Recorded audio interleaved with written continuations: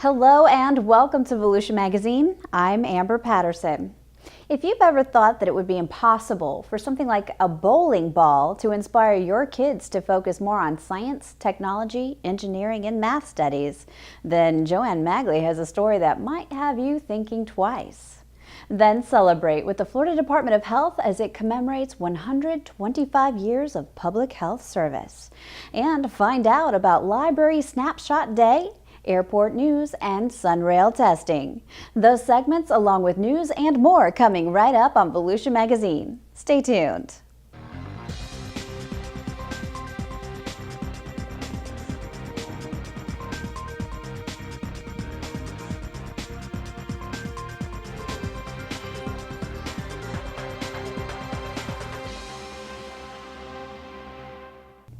It was a foggy morning, but that didn't keep officials from testing the new SunRail scheduled plan.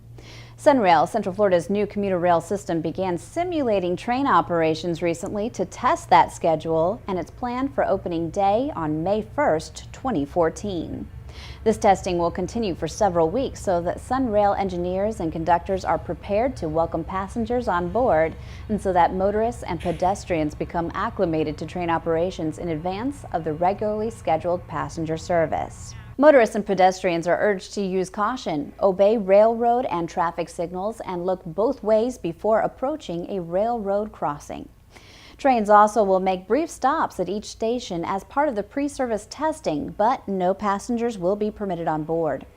Construction of the SunRail stations is still underway, so pedestrians should not walk on platforms or station area sites, access parking lots, or attempt to board any train. The testing that was out here today is a simulation of what our peak hours will be at each station. They go to each station and they do try and do a basis of the schedule that's going to be going on here shortly, so that we can get down the timing pat and make sure we have all our kinks worked out, things like that, before we open. The first phase of SunRail service starts May 1st. Trains will operate from DeBerry to Sand Lake Road in Orange County, a distance of 32 miles. The second phase is expected to be in operation in 2016, expanding the system to just over 61 miles from DeLand to Point Siena in Osceola County. Stations will be served by Votran and Lynx buses. The two Volusia County stations will cost an estimated $88 million through the year 2036. That cost includes the county's commitment to maintain the two rail stations, the county's contribution to capital costs, as well as rail operations after SunRail has been operating for 7 years. The community celebration of the completion of the DeBerry SunRail station is set for 9 a.m. to 11 a.m. Saturday morning, March 29th. The community is invited to attend the event. Votran buses and SunRail trains will be open for tours. A kids' fun zone sponsored by the City of DeBerry will keep the kids busy. Need a lift? You can catch one of the two Votran SunRail bus routes. You can visit votran.org/sunrail for more information. Anyone who drives across the Orange Avenue Bridge in Daytona Beach probably has stories to tell about being stuck in traffic as the drawbridge is raised to accommodate boat traffic. The drawbridge is raised 6 to 17 times a day, but thanks to an ambitious project approved by the Volusia County Council, those delays will be a thing of the past when the old bridge is demolished and replaced by a high-rise fixed bridge. The Orange Avenue Bridge was built in 1954 and is nearing the end of its lifespan. Volusia County's Public Works Department recently unveiled proposed renderings for the replacement bridge and will be called the Tom Stade Veterans Memorial Bridge. Stade, now deceased, was a Daytona Beach hotelier and influential in Florida tourism statewide. The $43 million project will replace the existing drawbridge with a high-rise concrete arch bridge. The project extends west of City Island Parkway and continues east along East Orange Avenue, Silver Beach Avenue to South Peninsula Drive in Daytona Beach. Well, some of the features that I think people will find very exciting is that it's going to have 8-foot sidewalks on both the north side and the south side. It's going to have bump outs or overlooks where people can step over and, oh, you'll have a beautiful view to the north and to the south. We think it'll be a great place to just enjoy and experience the environment there. It's going to be ADA compliant, so the handicap can maneuver it very easily. It'll have, in fact, a very unique thing is we're going to have outlets. We had the handicapped community involved in the project, and they suggested put some electrical outlets. Electric vehicles, you know, wheelchairs, they get up this steep bridge about halfway and maybe they'll run out of juice. And so we're going to have plug-in stations. The renderings and plans will be presented to the Volusia County Council for approval in April. Federal funding has been secured for construction, which is expected to begin in early 2015. For more information, you can always visit veteransmemorialbridge.com. Flight cancellations due to winter storms affecting Atlanta and Charlotte contributed to a passenger traffic decline of 3% at Daytona Beach International Airport in February compared with February of 2013. During February, 46,346 passengers flew in and out of the county-operated airport. This compares with 47,734 travelers recorded in February of 2013. Steve Cook, the airport's business development director, said extensive flight cancellations by Delta Airlines and U.S. Airways on February 11th, 12th, and 13th contributed greatly to the monthly passenger traffic decline. The numbers last month went down 3%, but we did have a lot of cancellations last month. We had like 26 cancellations. We lost around 3,000 seats. And that really was a reason for the decline. If we had had those seats, we probably would have had an increase. So we're not too discouraged by it. We think it's going to get better this month. We have about 6% more seats this year in March than we had last March. It doesn't mean people are going to buy them, but we think it's a good sign for the month of March. Winter storms during these dates resulted in cancellation of most flights to and from the Atlanta Hartsfield-Jackson International Airport, the airport's primary hub with Delta, and also affected flight operations at many airports up and down the eastern seaboard, including Charlotte. An increase in available seats, primarily from U.S. Airways, combined with a well-attended Daytona 500 race event, mitigated February's traffic decline. For the last 12 months, traffic at the airport is up 4%, and the overall trend of airport passenger traffic is projected to be steady and increasing during 2014. Over the past 50 months, airport traffic has increased during 45 of those months when compared with the same month of the prior year. For more information, you can visit flydaytonafirst.com. Hello, I'm Volusia County Sheriff Ben Johnson with an important public service announcement.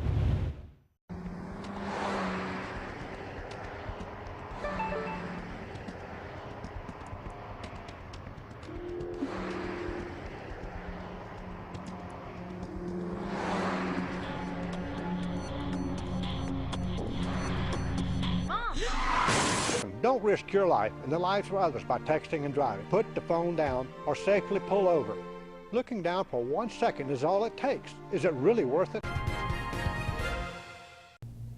Science, technology, engineering, and mathematics. Careers that keep people stuck behind desks, right? Not so, as Here and Now reporter Joanne Magley explains in this week's Volusia Here and Now.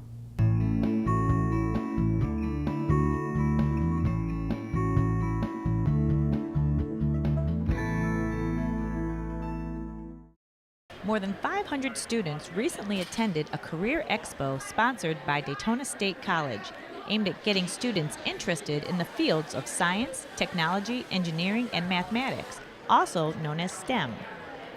The expo was part of the college's STEM Community Scholars Program, funded by a 5-year grant from the National Science Foundation. Lakeisha Holmes is a faculty member at Daytona State College and the principal investigator with the STEM program. This event was designed to bring in vendors that our students could go table by table, visit, they can see their technology, they can see their products, and then bring in speakers that we're hoping that would inspire them to either continue in their STEM studies or to consider going the path of a STEM career, which could be anything in science, technology, engineering, and mathematics. The speakers included mechanical engineer and bowling ball designer Ron Hicklin and George Hart.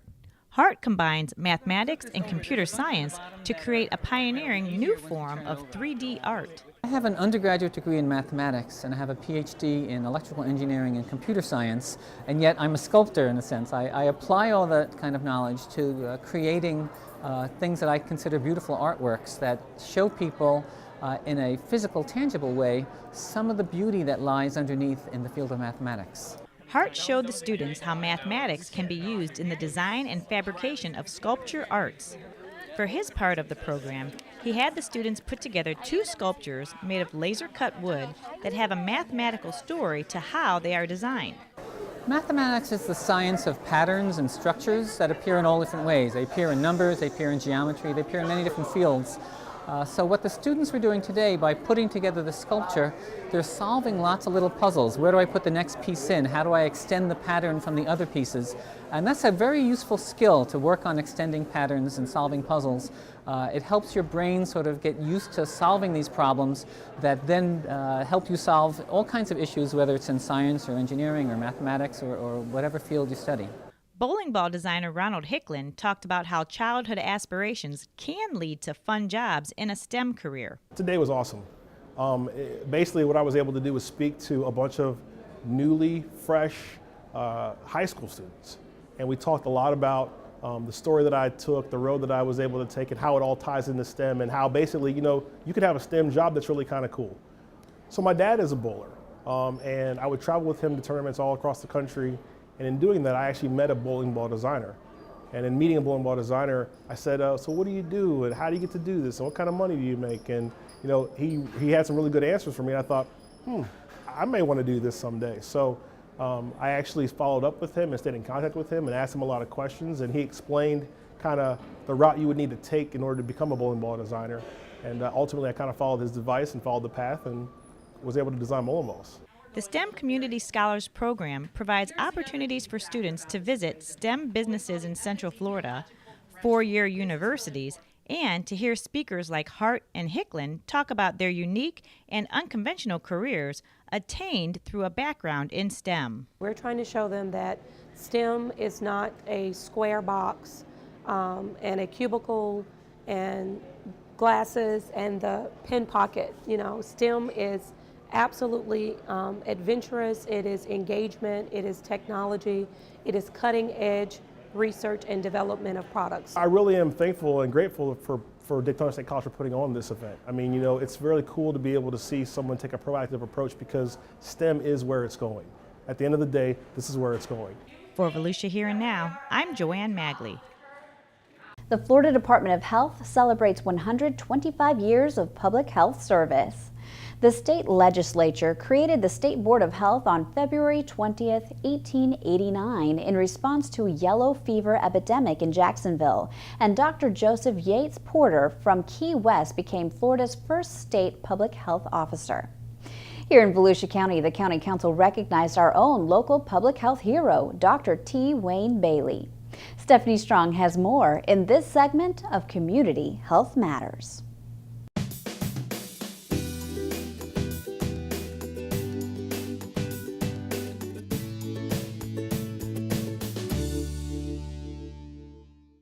Did you ever stop to think about how public health got started in Florida? Well, it happened 125 years ago when the state legislature created the State Board of Health. That was in February of 1889. In Key West, Dr. Joseph Yates Porter became the state's first public health officer, fighting against yellow fever. Dr. Porter, who lived in this Key West mansion for 80 years, was instrumental in discovering that yellow fever was carried and spread by mosquitoes. The Volusia County Council celebrated this milestone in public health by presenting a proclamation to Dr. T. Wayne Bailey, political science professor at Stetson University, to recognize his tireless advocacy to promote smoke-free public places in Florida. I had several colleagues at Stetson when I first came to DeLand who were experiencing the effects of secondhand smoke. It resulted in asthmatic symptoms and other kinds of discomfort. And so it was a rather personal matter at first. I began to work with the issue and then got deeper and deeper until it seemed that I had the responsibility to coordinate and see the whole issue work through to the initiative and the referendum that finally gave us the law. In my career, one of my major volunteer efforts has been in the area of health care, of trying to bring health care to those who, because of income or social status, have less access to it. I've been involved in a number of other projects not mentioned here, and I'm currently on the foundation board of our Florida hospital in DeLand, because I realize that of all the needs we have, one of the most urgent is to advance the cause of health. The volusia County Health Department was actually implemented by this county council in 1942. So it's actually our 72nd birthday today. But in honor of the 125 years of public health, Tallahassee asked each of our communities to look around and find a public health hero. Someone in the community, someone who has tirelessly advocated for the health of the community and yet not really paid or working for public health per se. And as we thought about it, Dr. T. Wayne Bailey was an easy choice. The Department of Health in Volusia County also celebrated by displaying a Public Health is Everywhere photo exhibit at the county government building. This photo exhibit spotlights the Department of Health's programs and services, as well as information promoting public health. The high-definition color photos include a public pool inspection, the dangers of smoking, the importance of eating fruits and veggies, and more. The Department of Health invites Florida's residents and visitors to join in recognizing 125 years of protecting, promoting, and improving the health of all people in Florida through integrated state, county, and community efforts. More information is available at www.flhealth125.gov. For Volusia Magazine, I'm Stephanie Strong, Public Information Officer for the Florida Department of Health in Volusia County. If you have any questions about this or any other health-related issues, you can always log on to volusiahealth.com. Time to head into the studio to join our very own Community Information Director, Dave Byron, with his guest, Director of Volusia County Library Services, Lucinda Colee. Well, thanks, Amber, and hi, everyone. How many times have we heard the expression, it's just a snapshot in time? Well, that's exactly what libraries across Florida do every year. On one specific day, they create a profile of library use. This year's Library Snapshot Day was January 22nd. So today we'll find out what this picture looked like in the libraries across Volusia County. We have with us in the studio Volusia County's Library Director, Lucinda Colee. Lucinda, thanks for being with us today. How you doing? Thanks, Dave. It's great to be here. Hey, we haven't had you for a while, so it's nice to have you. Hey, before we talk about this Snapshot Day, for those folks that may not be familiar with the county library system, give us kind of a picture of your system. Well, we have 13 branches throughout Volusia County, and of those branches, 6 are regional libraries, and they're open 7 days a week, and we have 2 full-service libraries that are open 6 days a week, and then we have 5 community branches that are open Monday through Friday, 5 days a week. And of course now we can't forget our virtual branch that's open 24/7, providing all those downloadable services. But let's talk about your budget and how that budget is funded, Lucinda. Well, our budget is funded mainly by property taxes. Right. We have a budget for operations of around $14.5 million this year, and then we have another $6 million that's in emergency and general reserves, and we get about $425,000 each year from the state of Florida through a library grant system that we apply for. Hey, let's look at some of the annual statistics for Volusia County library system. I think it would help to know kind of the annual picture before we focus in on this one specific day. Sure. Well, we have about 360,000 card holders, a little more than that. And of those, about 220,000 are what we consider active card holders. They're the ones that are using their cards on a fairly regular basis, at least in the last year, 2 years. And you know, we you know, card holders, some of them only use it to use so they can use our public access computers, some only use downloadable services. Some of them are real heavy users and they use all of our services.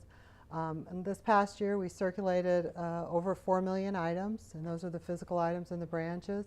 And then another 200,000 were from our downloadable services. They downloaded, you know, a song from our music database, or they downloaded ebooks or audiobooks and so forth. Hey, obviously this Snapshot Day is a picture, as we said, that you take a look at library use across the state of Florida. How did this thing get started? What's this all about? Well, it originally started a library in New Jersey, came up with the idea, and you know, libraries we're kind of famous for stealing ideas, well, there you know, best practices. Yeah. And so the state of Florida, the Florida Library Association, thought it would be a great idea for libraries throughout the state to participate in a Snapshot Day. You know, pick a date, all different kinds of libraries, and gather statistics on how the libraries are used on that particular day, just to give a day in the life. And what's, you know, I don't think surprising, but what is very, I guess, rewarding is the fact that across the state of Florida, and of course here in Volusia County, it bears out that libraries are really an important part of just about every community across the state of Florida. Oh, they really are. I mean, we're you know, learning centers. You know, we're helping people meet their educational goals, their informational needs, recreational, you know, reading and viewing. And really for a lot of our citizens, kind of a lifeline, whether that's providing email access so that they can contact relatives, applying for e-government benefits, you know, unemployment or food assistance, and we're right there. We're doing, you know, just a wide variety, very diverse services in our public library. Let's talk about some of the statistics on this Snapshot Day, which was January 22nd of this Correct. year. So give us some of the numbers. What happened on that day? Well, on January 22nd, we had 11,541 visitors to our libraries throughout Volusia County, and all of our libraries were open that day. Do you know what day of the week that was? I believe it was a Wednesday. Wednesday, no, I okay. might be wrong, but Okay. I believe Hump it was day. a Wednesday. Hump day. Yeah, yes. And we circulated 14,422 items, and Wow. those were physical items in our branches. You know, we also had books downloaded and so forth. But you know, as far as our computer use, our in-house public access computers, we had 2,364 computer sessions. Wow. And along with that, kind of a surprising statistic, we had 1,016 users of our wireless network, meaning they came in with their own devices and used them in the library, connected to the internet through our wireless network. Wow. And we're really seeing an uptick in the number of visitors that are using that network. So are you pleased with the numbers? We're very pleased with them. And absolutely. Up, down from last year? They're very consistent with last year. Some of them are slightly higher than last year.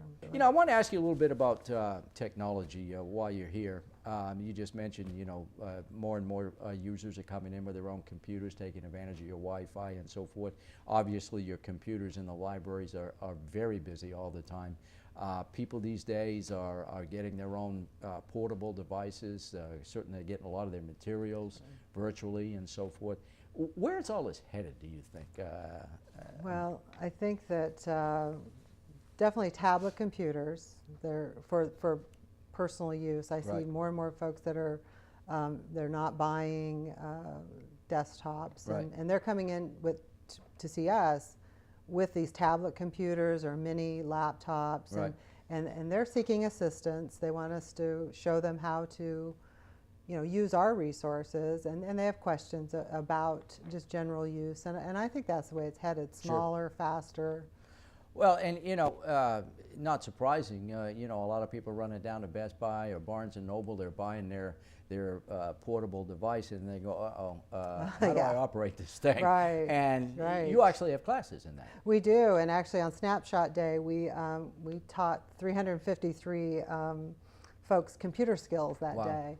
But yeah, we do. We have classes. Something that we've done a couple of times is right before the holidays, we have sort of a technology petting zoo where they come in and they can see we tell them about the different devices and what the advantages and disadvantages are before they actually go out and buy either for themselves or for a relative at the holiday time. But we offer formal classes where it's large groups. We do one-on-one training, and that seems to work best for a lot of our residents. And we also offer e-labs. Our friends in the libraries groups have purchased these laptop labs and technology labs, and we have set hours daily, weekly, and folks come in and we work with them, and that's more of a one-on-one situation or a small group setting. And we'd be remiss, you mentioned the friends, we got to give them a pat on the back. These are citizens that are advocates for libraries. They dig into their own pockets, they raise money for the libraries, they volunteer. Couldn't do it without them. Oh, absolutely not. So, all right, so the technology is going in this direction. The other thing that I want to give you an opportunity to speak about was the fact that in your own strategic plan, economic development is one of your major platforms. Yes. And, you know, a lot of people might be surprised about that. Right. Make the connection for us. Well, you know, libraries are kind of non-threatening places for people to come. So if someone has an idea and they want to start a business, or they have a small business, you know, they're seeking information, they come to the library, a lot of those people. So we're able to assist them, get them started, headed in the right direction, maybe just refer them to another agency within Volusia County. We have databases available to help them, you know, figure out if they want to open a business someplace, where that would be. You know, are there other businesses? You know, is the market saturated with pizza places? So we can really help them and move them in the right direction and get them referred out to the right folks in our community. But also as part of economic development, we help job seekers. No question. And we do that on a daily basis. Folks are coming in, whether they're just lost their job, they're applying for unemployment benefits, but then they're wanting to update a resume, they want to apply online and find, you know, those sources where they can, you know, apply to businesses and so forth. So we work a lot with those folks.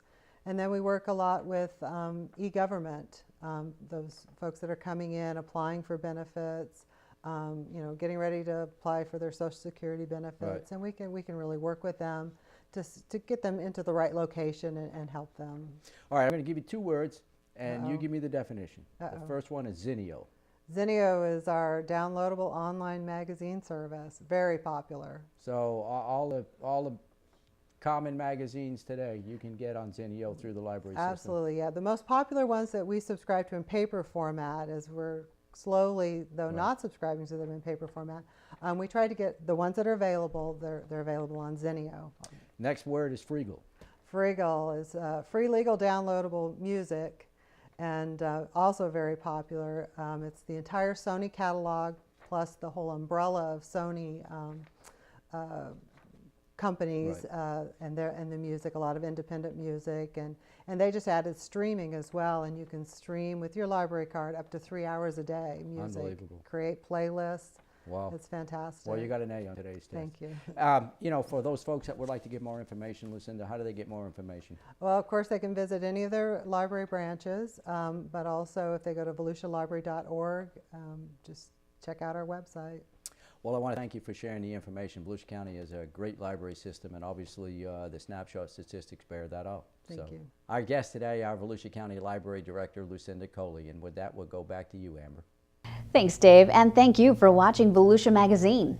If you have any questions about the show, you can feel free to give us a call at any of the numbers you see listed here, or you can log on to volusia.org and click on the News tab at the top of the screen to find us. Incidentally, you can find the County Council meeting calendar there too. You can use volusia.org to find out about meeting dates, workshops, topics of interest, activities, and how you can become involved. And we hope you won't forget to listen to Volusia Today. It's Volusia County Government's weekly public radio program. Volusia Today airs every Tuesday and Sunday mornings on the local radio stations you see on your screen. For Volusia Magazine, I'm Amber Patterson. Have a wonderful evening.